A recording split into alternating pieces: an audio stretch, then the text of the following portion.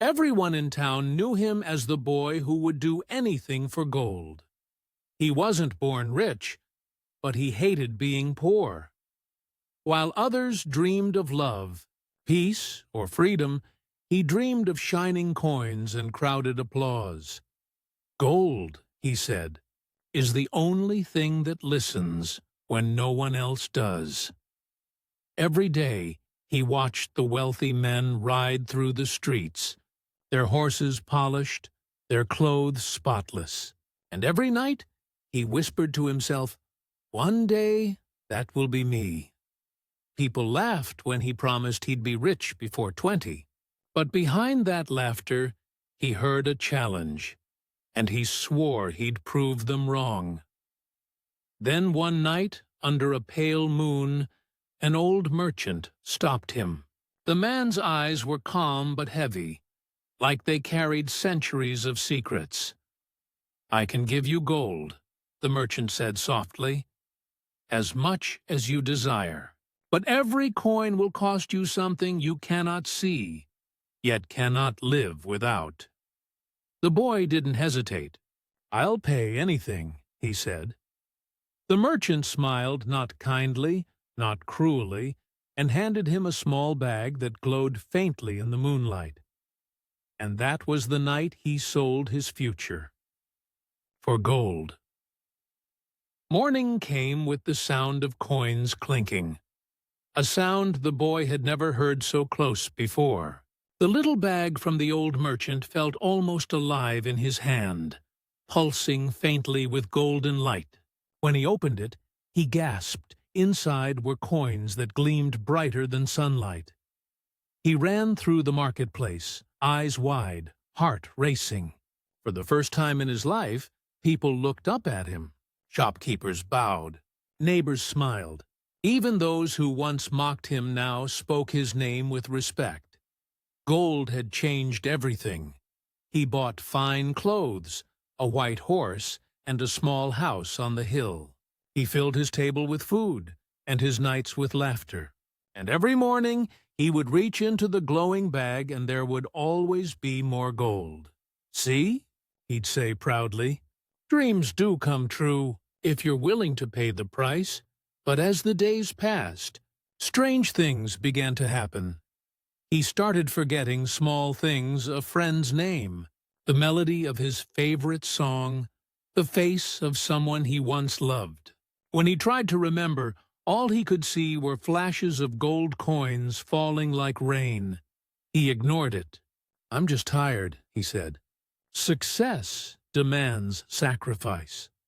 More people began to follow him, asking for advice. "How did you become so rich?" they'd ask. He smiled and said, "You must give everything for your dream, everything." And they believed him, just like he had believed the merchant. Weeks turned into months. The boy's fame spread. He was invited to banquets, honored by men twice his age, envied by those who once pitied him. Yet, every time he reached into that little bag, the golden light dimmed just slightly. One evening, as he stood before a mirror lined with gold, he caught his reflection staring back at him, and for a brief moment he didn't recognize the face he saw. The laughter in his eyes was gone. The warmth in his smile had faded. He blinked, and the reflection smiled first. He stepped back, heart pounding. "Just my imagination," he whispered. But deep down, something cold moved in his chest, a whisper of fear he couldn't name. Outside, thunder rumbled in the distance, and the faint glow of his coin bag flickered for the first time. That night, the wind carried a strange silence across the valley. The boy couldn't sleep. The golden bag rested beside him, its faint glow flickering like a dying flame. He sat up, heart restless. "Why does it feel colder?" he muttered. Outside his window, an old traveler stood beneath the street lantern, the same merchant who'd given him the bag. His cloak shimmered faintly under the light, eyes calm but unreadable. The boy rushed outside. You! You gave me this gold. It's fading. What's happening to it? The merchant smiled gently. Ah, so you've begun to feel the cost. Cost? The boy snapped. I paid with everything I had. My effort, my time. The merchant's gaze hardened. Not everything, boy. You paid with your future. The words hit like a blade. My future? The merchant nodded slowly. Each coin you take from that bag is a moment of your tomorrow, a memory, a dream, a chance you'll never live to see. The boy froze. You're lying. Then tell me, the merchant said softly, do you remember your father's face? Your mother's voice? The boy opened his mouth, but no words came. He couldn't remember. Not their faces, not their laughter.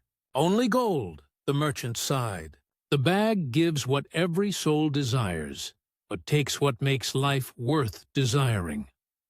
The boy clutched the bag tighter. Then I'll stop using it. The merchant shook his head. Once you sell your future, it doesn't return. But perhaps you can earn a new one. How? By giving back what you took, the merchant said, stepping into the mist. Gold for meaning, wealth for memory, choice for purpose. The price is yours to set. As the merchant disappeared, the boy stood alone beneath the flickering lantern, trembling. In his hand, the golden light pulsed once, then dimmed to black. Days passed, and the boy's gold brought him everything he ever wanted. Clothes that shimmered, tables full of food, and people who smiled when he passed. But none of it felt real. Every morning, he woke up in a house full of laughter he couldn't hear. Every evening, he stared at a sunset that no longer moved him. The more gold he spent, the emptier he became. One night, while counting his coins, he realized his hands were trembling. The bag was almost empty, and so was he. He tried to recall his own name, but even that slipped away like dust in the wind. Panic gripped his chest. He ran to the mirror and gasped. His reflection looked older, faded. His eyes, once bright with dreams, were now hollow and gray. No, this can't be happening. He stumbled outside, desperate, the world around him blurring.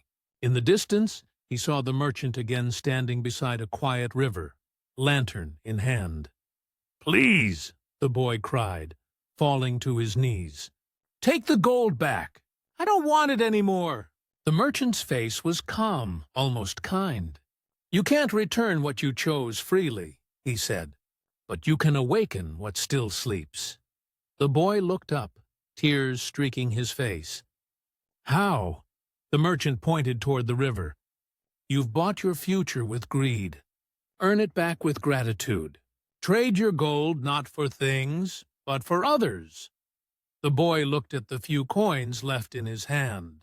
For the first time, they didn't shine. They weighed. That night, beneath the quiet stars, he took his first breath not as a rich man, but as someone finally learning what wealth truly meant. The next morning, the boy walked through the village streets he once ignored. Children played barefoot in the dust, laughing, the same laughter he once thought was beneath him. He opened his bag and looked at the last few gold coins. For a moment, greed whispered again. You could start over. You could rebuild your fortune. But then he saw a hungry child watching a baker's window, eyes wide with longing. Without thinking, the boy stepped forward, bought a loaf, and placed it in the child's hands. The boy smiled, not because of what he gave, but because of how light he suddenly felt. For the first time in months, his heart beat softly again. He spent the next days giving away the rest of his gold, to the sick, the old, the forgotten. Each coin fell from his hand like a weight being lifted from his soul. And something strange began to happen. The more he gave, the more he remembered. His name, his dreams, his laughter. Even his reflection in the river grew brighter, clearer. The dull gray of his eyes turned warm again. When he returned to the spot where he had first met the merchant, the river was calm, the lantern gone, but in the rippling water he saw not gold, only light. He whispered, "I thought I sold my future." A soft breeze brushed his face, carrying a voice he could almost hear. "You never lost it. You just forgot what it was worth," the boy smiled. The coins were gone, but for the first time his heart felt full. As dusk painted the sky in shades of amber and violet, the boy sat by the riverbank, the same river that once tempted him with gold. The water now shimmered softly, not from coins, but from the fading light of the sun. He cupped his hands in the stream, feeling the cool current rush through his fingers. For the first time, he wasn't afraid of losing anything. He had given away everything he owned. Yet, somehow, he had gained far more: peace, purpose, himself. He looked toward the horizon and whispered, "Gold can buy comfort, but only kindness builds a future." A quiet wind passed over the water, carrying away his words like a prayer. The boy smiled, knowing that wealth was never meant to be held. It was meant to be shared. That night, as the stars appeared one by one, he walked away from the river. No longer the boy who sold his future, but the one who earned it back. True wealth isn't found in what you own. It's found in what you give, and in the person you become when everything else is gone.